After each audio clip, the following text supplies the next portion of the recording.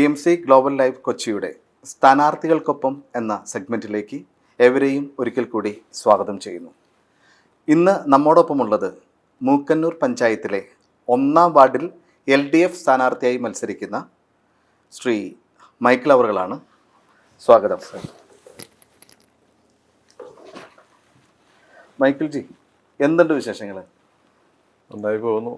തെരഞ്ഞെടുപ്പ് പ്രവർത്തനത്തിൻ്റെ തിരക്കിലാണ് ഇപ്പോൾ. സിറ്റിംഗ് മെമ്പർ അല്ലേ? അതെ. മൂക്കന്നൂർ. അതെ. മൂക്കന്നൂർ ഇപ്പോൾ UDF ആണ് ഭരിച്ചുകൊണ്ടിരിക്കുന്നത്. 5 വാർഡിലെ മെമ്പേഴ്സാണ് LDFനുള്ളത്. അപ്പോൾ എങ്ങനെയാണ് നിങ്ങൾ ഈ ഒരു തെരഞ്ഞെടുപ്പ് നോക്കിക്കാണുന്നത്? ഈ തെരഞ്ഞെടുപ്പ് വലിയ വിജയപ്രതീക്ഷയോടെയാണ് ഞങ്ങൾ നോക്കിക്കാണുന്നത്. കാരണം നിലവിലുള്ള UDFൻ്റെ ഭരണസമിതി വലിയ ഭരണപരമായ പരാജയമാണ് ഉണ്ടായിട്ടുള്ളത്. വികസന പ്രവർത്തനങ്ങളിൽ ഒരു കാര്യക്ഷമമായ പ്രവർത്തനവും നിലവിലുള്ള ഭരണസമിതിയുടെ നേതൃത്വത്തിൻ്റെ ഭാഗത്തു നിന്നുണ്ടായിട്ടില്ല. കഴിഞ്ഞ 5 വാർഷിക പദ്ധതിയിലും 50% തുക വിനിയോഗിക്കാതെ പോയ ഒരു പഞ്ചായത്താണ് മൂക്കന്നൂർ ഗ്രാമപഞ്ചായത്ത്. കൃത്യമായി പറഞ്ഞാൽ വിവിധ വിഭാഗങ്ങളിലായി ഇപ്പോൾ പദ്ധതി വിഹിതം, ധനകാര്യ കമ്മീഷൻ്റെ ഗ്രാൻറ്റ്, തനത് ഫണ്ട്, ഇതെല്ലാം വെച്ച് നമ്മൾ വാർഷിക പദ്ധതി രൂപപ്പെടുത്തുമ്പോൾ കേന്ദ്രാവിഷ്കൃത പദ്ധതി ഉണ്ടാവും, സംസ്ഥാനാവിഷ്കൃത ഫണ്ട് ഉണ്ടാവും. ഇതെല്ലാം ചേർത്താണ് വാർഷിക പദ്ധതി നമ്മൾ രൂപം കൊടുക്കുന്നത്. മിക്കവാറും 14 കോടിയിലേറെ രൂപ ഓരോ വർഷത്തും വാർഷിക പദ്ധതിയിലും ഉണ്ടാകും. ആ വാർഷിക പദ്ധതിയുടെ കണക്കെടുക്കുമ്പോൾ 14 കോടി രൂപ വെക്കുന്ന സ്ഥാനത്ത് വിനിയോഗം വരുന്നത് വെറും 6 കോടിയോ 5.5 കോടിയോ മാത്രമാണ്. അപ്പോൾ സഖാവ് പറഞ്ഞു വരുന്നത് കഴിഞ്ഞ 5 വർഷ കാലഘട്ടത്തിലുള്ള വികസനങ്ങൾ വളരെ കുറവായിരുന്നു എന്നാണ് പറഞ്ഞു വരുന്നത്. വാർഷിക പദ്ധതികൾ നടപ്പാക്കുന്നതിൽ ഒരു ശ്രദ്ധയും കാണിക്കാത്ത ഒരു ഭരണ നേതൃത്വമായിരുന്നു. ഇപ്പോൾ 1-ാം വാർഡിൽ സാറ് മത്സരിക്കുമ്പോൾ 1-ാം വാർഡിലെ ജനങ്ങൾക്കായി അല്ലെങ്കിൽ 1-ാം വാർഡിൽ ഉള്ള വോട്ടർക്കായി, സാധാരണക്കാർക്കായി എന്ത് സ്വപ്ന പദ്ധതിയാണ് സാറിനുള്ളത്? സ്വപ്ന പദ്ധതി എന്ന പേര് വിളിക്കണമെന്ന് ഞാൻ വിചാരിക്കുന്നില്ല. പക്ഷേ അവരുടെ സംബന്ധിച്ച് ഇപ്പോൾ മലയോര പ്രദേശമാണത്. കുടിവെള്ളമാണ് അവരുടെ ഏറ്റവും പ്രധാനപ്പെട്ട പ്രശ്നങ്ങളിൽ ഒന്ന്. നിലവിൽ ജലജീവൻ പദ്ധതി നടപ്പാക്കിയതിൻ്റെ ഭാഗമായി മിക്കവാറും വീടുകളിൽ കുടിവെള്ളം എത്തിക്കുന്നതിനുള്ള പൈപ്പ് കണക്ഷൻ നൽകിയിട്ടുണ്ട്. പക്ഷെ വെള്ളമില്ല. അപ്പോൾ അത് വെള്ളമില്ലാത്തതിന് നിലവിലുള്ള പദ്ധതികൾ ഫലപ്രദമായി നടപ്പാക്കുന്നതിന് പഞ്ചായത്ത് ഭരണ നേതൃത്വവും MLAയും കാര്യക്ഷമമായി ഇടപെട്ടിട്ടില്ല. പാറ്റാഞ്ചേരി മലമുകളിൽ വെള്ളം എത്തിച്ച് പുഴയിൽ നിന്ന് ആ വെള്ളം താഴേക്ക് എത്തിക്കുന്ന ഒരു പദ്ധതിയാണ് നിലവിലുള്ളത്. മറ്റൊന്ന് പൂതംകുറ്റിയിൽ വാട്ടർ അതോറിറ്റിയുടെ മറ്റൊരു പദ്ധതിയുണ്ട്. ഇത് രണ്ടിനെ ക്ലബ്ബ് ചെയ്തുകൊണ്ട് എല്ലാ വീടുകളിലേക്കും വെള്ളം എത്തിക്കാനുള്ള പദ്ധതിയും അതിൻ്റെ വാട്ടർ സോഴ്സ് കൃത്യമായി നിലനിർത്തുന്നതിലും ശ്രദ്ധിക്കുന്നില്ല എന്നുള്ളതാണ് ഇതിൽ വന്ന വീഴ്ച. ഇപ്പോൾ ഈ ഒരു തെരഞ്ഞെടുപ്പ് കഴിഞ്ഞാൽ സാർ ഉൾപ്പെടുന്ന ഒരു ഭരണസമിതി വരുവാണെങ്കിൽ മൂക്കന്നൂർ പഞ്ചായത്തിലെ മിക്ക വീടുകളിലേക്കും വെള്ളത്തിൻ്റെ ബുദ്ധിമുട്ട് നിങ്ങൾ പരിഹരിക്കും എന്നാണോ നിങ്ങളുടെ ജനങ്ങളോട് നിങ്ങൾക്ക് ഉറപ്പ് നൽകാൻ പറയുന്നത്? തീർച്ചയായും അത് പരിഹരിക്കാൻ പഞ്ചായത്ത് ഭരണ നേതൃത്വത്തിന് എന്തൊക്കെ കഴിയുമോ അത് ഞങ്ങൾ ചെയ്യും. അത് അങ്ങനെ പറയുമ്പോൾ പഞ്ചായത്ത് ഭരണ നേതൃത്വത്തിന് എന്തൊക്കെ ചെയ്യാൻ കഴിയുമ്പോൾ അതൊക്കെ ചെയ്യും എന്ന് പറയുമ്പോൾ വാട്ടർ അതോറിറ്റിയെ ഫലപ്രദമായി ചലിപ്പിക്കുന്നതിൽ നിലവിലുള്ള MLAയുടെ വീഴ്ചയുണ്ട്. ഇപ്പോൾ അതുകൂടി ഇടപെട്ട് പരിഹരിക്കാനുള്ള ശ്രമം സംസ്ഥാന സർക്കാരുമായി ബന്ധപ്പെടുത്തി ഞങ്ങൾ നടത്തും. സംസ്ഥാന സർക്കാർ ഓൾറെഡി ഭരിക്കുന്നത് LDF തന്നെയാണല്ലോ. അപ്പോൾ സർക്കാരുമായിട്ട് നിങ്ങൾക്ക് യോജിച്ചുകൊണ്ട് പദ്ധതികൾ നടപ്പാക്കാനായിട്ട് സാധിക്കുമല്ലോ? തീർച്ചയായും. അതാണ് ഞാൻ പറഞ്ഞു വന്നത്. ഇപ്പോൾ ഉള്ള ഒരു പ്രശ്നം എന്ന് വെച്ചിട്ടുണ്ടെങ്കിൽ 108 കോടി രൂപ ചെലവഴിച്ച് മൂക്കന്നൂർ ഏഴാറ്റുമുഖം PWD റോഡിന്റെ നിർമ്മാണം നടന്നുകൊണ്ടിരിക്കുകയാണ്. മൂക്കന്നൂർ ഏഴാറ്റുമുഖം ഓക്കെ എന്ന് വെച്ചാൽ കരയാമ്പറമ്പത്ത് നിന്ന് ആരംഭിച്ച് ഏഴാറ്റുമുഖത്ത് ചെല്ലുന്നു. റോഡിലേക്കൊക്കെ പോകാനായിട്ടുള്ള അത് നമ്മുടെ ടൂറിസ്റ്റ് കേന്ദ്രങ്ങളിലേക്കെല്ലാം പോകുന്നത്. ആ റോഡ് നിർമ്മാണം ആരംഭിച്ചിട്ട് ഇപ്പോൾ 6 വർഷമായത്. ആ റോഡിന്റെ അനുബന്ധമായി വാട്ടർ അതോറിറ്റിയുടെ എല്ലാ പൈപ്പ് ലൈനുകളും മാറ്റിയിടണമായിരുന്നു. ആ നിർമ്മാണം വൈകിയത് കൃത്യമായി അതിൻ്റെ റിവ്യൂ നടത്തുന്നതിൽ MLA പരാജയമായിട്ടാണ്, പഞ്ചായത്ത് പ്രസിഡന്റ് പരാജയമായതുകൊണ്ടാണ്. അപ്പം ആ കാര്യങ്ങൾ നിർവഹിച്ചാൽ ഒരു പരിധിവരെ കുടിവെള്ളക്ഷാമം പരിഹരിക്കാൻ നമുക്ക് അവിടെ എത്താൻ കഴിയും, സാധിക്കാൻ പറ്റും. രണ്ടാമത്തെ കാര്യം, പൂതുംകുറ്റി പാടശേഖരത്തിൽ നിലവിലുള്ള വാട്ടർ അതോറിറ്റിയുടെ കുടിവെള്ളത്തിനുള്ള കിണർ ഇരിക്കുന്ന സ്ഥലത്ത് ഈ പാറ്റാഞ്ചേരി മലമുകളിൽ നിന്ന് വെള്ളം എത്തിച്ച് അവിടെ സ്റ്റോർ ചെയ്യാവുന്ന പുതിയ കിണർ നിർമ്മിക്കുന്നതിന് സൗജന്യമായി ഭൂമി വിട്ടുകെട്ടിയിട്ടും ആ പ്രവർത്തനം ഇതുവരെ ആരംഭിക്കാൻ കഴിഞ്ഞിട്ടില്ല. ആ രണ്ട് കാര്യങ്ങളും നിർവഹിച്ചു കഴിഞ്ഞാൽ വെള്ളം എല്ലാ സ്ഥലത്തും എത്തും, സുഖമായിട്ട് എത്തിച്ചേരും. ഇപ്പോൾ നമ്മൾ 2026 നിയമസഭ ഇലക്ഷൻ നമ്മൾ എത്തിച്ചേർന്നുകൊണ്ടിരിക്കുകയാണ്. അപ്പോൾ ഈ തദ്ദേശ സ്വയംഭരണ സ്ഥാപനങ്ങളിലേക്കുള്ള തിരഞ്ഞെടുപ്പ്, അതായത് ജനങ്ങളിലേക്ക് ഇറങ്ങിച്ചെന്നിട്ടുള്ള തിരഞ്ഞെടുപ്പ് കഴിഞ്ഞ 9 വർഷമായിട്ട് നടക്കുന്ന പിണറായി സർക്കാരിനോടുള്ള ഒരു ആഭിമുഖ്യത്തോടുകൂടി അല്ലെങ്കിൽ പിണറായി സർക്കാരിനെ സപ്പോർട്ട് ചെയ്യുന്ന ഒരു തിരഞ്ഞെടുപ്പായിട്ടാണോ നിങ്ങൾ വിലയിരുത്തുന്നത്? തീർച്ചയായും ഇതിൻ്റെ പ്രതിഫലനം ഉണ്ടാവും. ഇപ്പോൾ ഞങ്ങൾ തിരഞ്ഞെടുപ്പുമായി ബന്ധപ്പെട്ട് വീടുകൾ കയറുന്ന ഘട്ടത്തിലാണല്ലോ.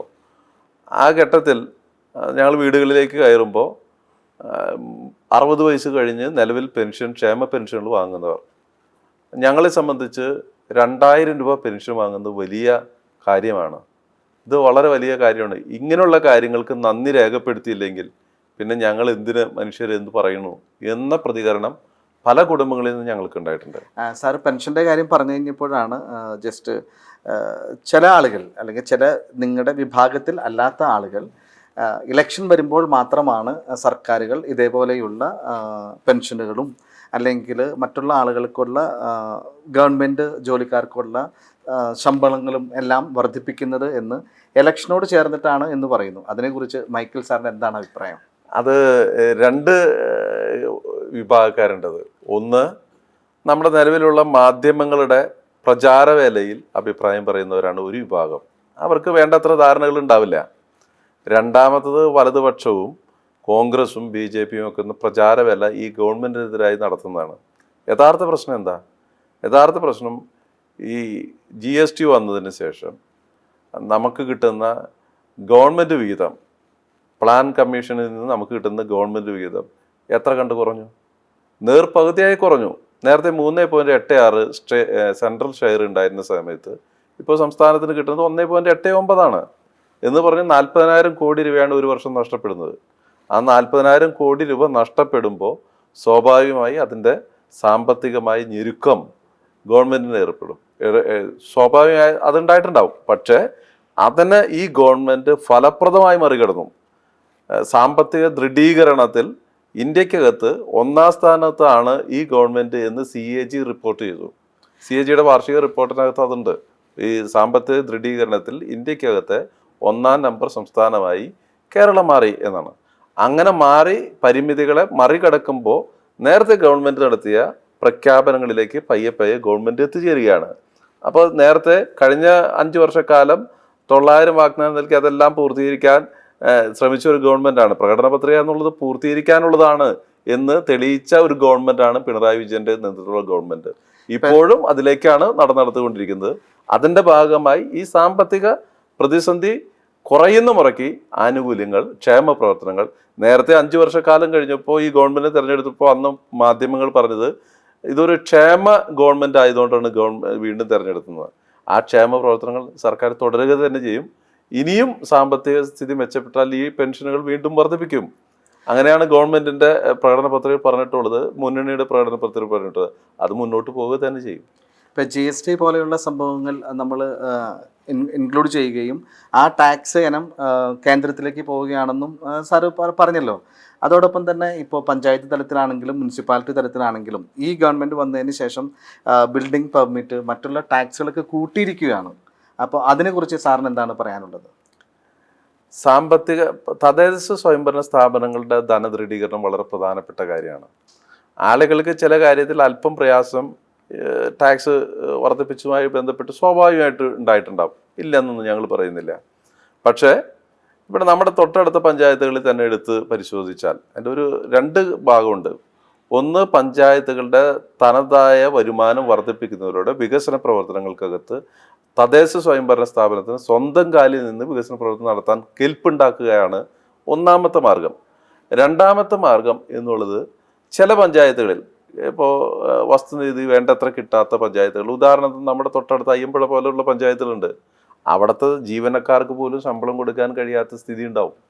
അതിനെ കൂടി മറികടക്കേണ്ടതുണ്ട്. അങ്ങനെ രണ്ട് ആസ്പെക്റ്റിലൂടെ നോക്കുമ്പോൾ ഓരോ തദ്ദേശ സ്വയംഭരണ സ്ഥാപനത്തിന്റെ വികസന പ്രവർത്തനത്തിന്റെ ആക്കം വർദ്ധിപ്പിക്കുക, നേരത്തെ സെൻട്രൽ ഷെയർ കുറഞ്ഞപ്പോൾ ഉണ്ടായ സാമ്പത്തിക പ്രതിസന്ധിയെ മറികടക്കാനുള്ള മാർഗങ്ങൾ ആരായുന്നതിന്റെ ഭാഗമായി ചില കാര്യങ്ങൾ വർദ്ധിപ്പിക്കുകയും മറ്റു ചില കാര്യങ്ങൾ ജനങ്ങൾക്ക് കൂടുതൽ നൽകുകയും ചെയ്യാണ് ഉണ്ടായത്. യഥാർത്ഥത്തിൽ ഈ അല്പം ടാക്സ് വർദ്ധിപ്പിച്ചപ്പോൾ അതിനേക്കാൾ ഏറെ ഗുണം ജനത്തിന് ലഭിക്കുകയാണ് ഉണ്ടായിട്ടുള്ളത്.